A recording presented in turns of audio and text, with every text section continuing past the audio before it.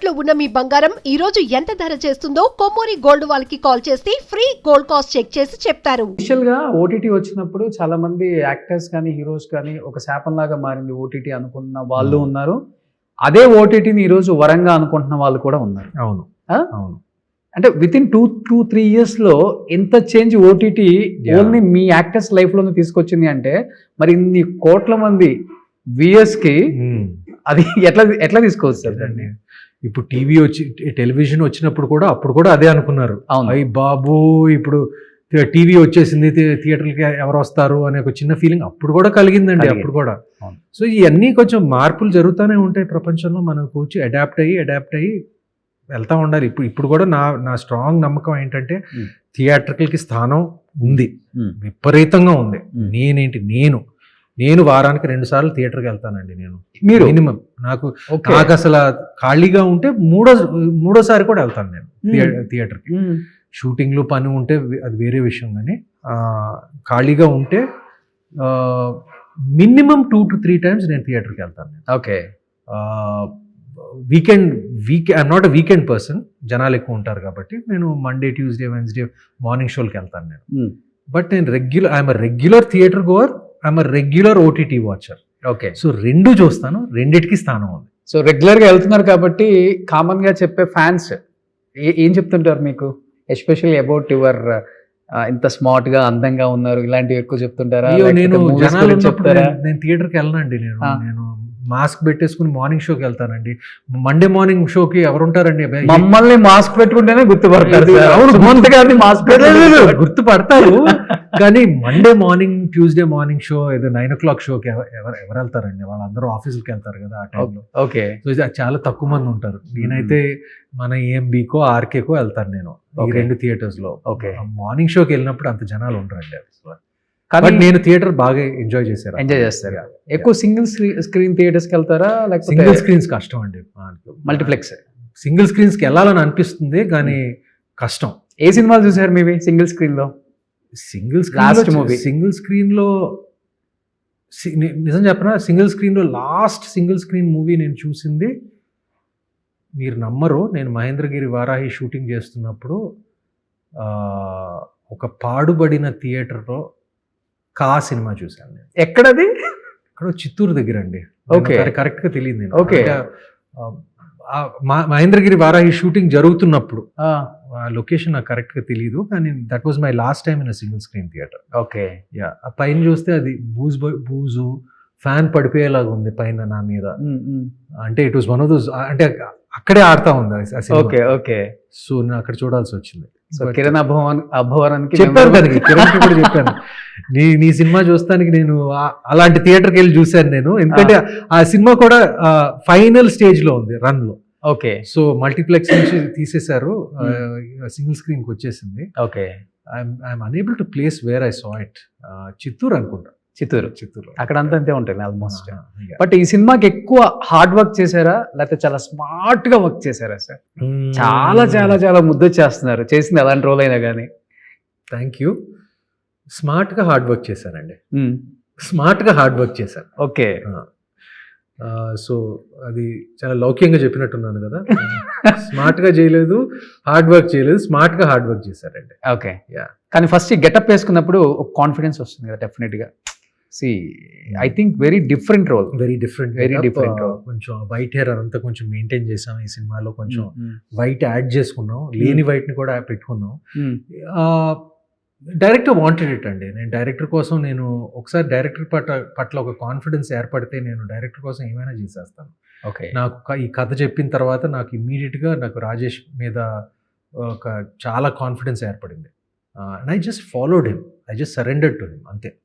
No changes. Acting కానివ్వండి, look కానివ్వండి, whatever he wanted basically. But what about your voice? మార్చారా ఈ సినిమా గురించి ఏదైనా? వాయిస్ పెద్ద హీ డెంట్ పర్టిక్యులర్లీ వాంట్, ఎందుకంటే వాయిస్ కొంచెం చేంజ్ చేస్తే అప్పుడప్పుడు ఎక్స్ప్రెషన్ కూడా తప్పుతుంది.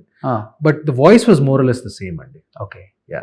బట్ రోల్లో ఎక్కడైనా కొంచెం రిఫరెన్స్ ఎక్కడైనా చూసారా? మామని ఎక్కడైనా, చిన్న మామని దేవదాసులో క్యారెక్టర్ కానీ లేకపోతే కుబేరాలో మొన్న చేసిన క్యారెక్టర్? లేదు, ఏం సంబంధం లేదు. సంబంధం ఏమి ఉండదు. దిస్ వాజ్ ఈ మా director he just game me a photo reference, I want your character ఇలా ఉండాలి చూస్తానికి, కొంచెం వైట్ హెయిర్లో వైట్ ఉండాలి, మస్టాష్లో వైట్ ఉండాలి, బియర్డ్లో కొంచెం వైట్ ఉండాలి, జస్ట్ మెయింటైన్ దాట్, కొంచెం మెచ్యూరిటీ ఉండాలి క్యారెక్టర్లో, wants me to be all in black. Okay, ఒక చిన్న మిస్టరీ ఉంది క్యారెక్టర్ వెనకాల, and he maintain that throughout. Okay, yeah, I just followed Rajesh మా డైరెక్టర్.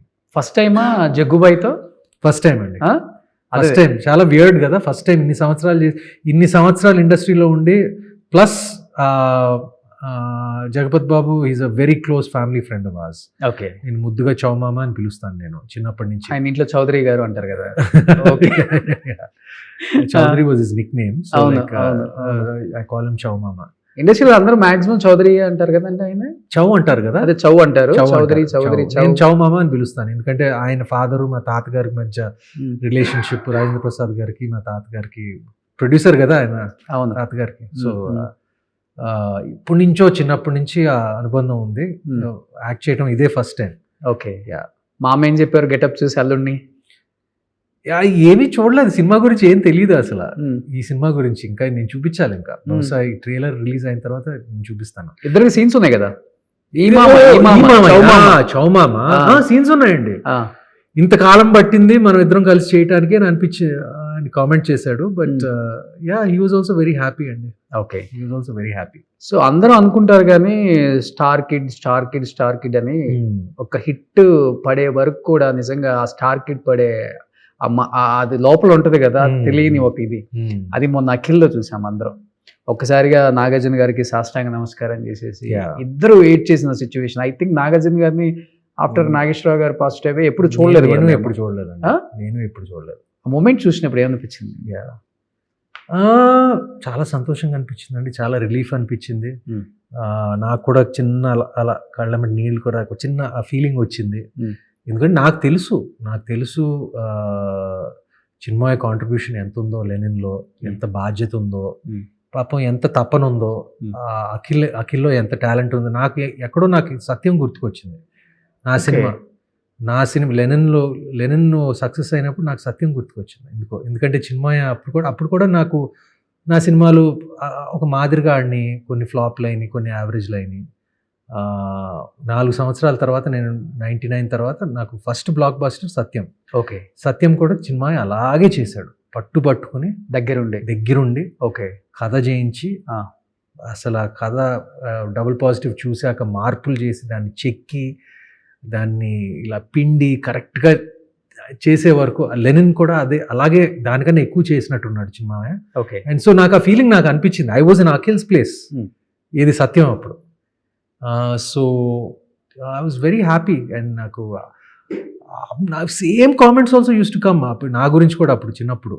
ఏది టాలెంట్ ఉంది, అందంగా ఉంటాడు, కానీ కరెక్ట్ బ్రేక్ రావట్లేదు. నాకు కూడా అఖిల్ పట్ల, Akhil is like, we always had that feeling that everyone said he's good looking, he's talented, he dances better than anyone in our family, like fights kanivandi, he just needed the right platform ante, and Lennon gave him that platform. బాగా కష్టపడతాడు కదా, బాగా కష్టపడతాడు. మీరు అన్నట్లుగా మిగతా అన్ని okay, కానీ dance ఒకటి మీ ఫ్యామిలీలో అఖిల్ లాగా ఎవరు చేయలేరు. Akhil is the best dancer in the family.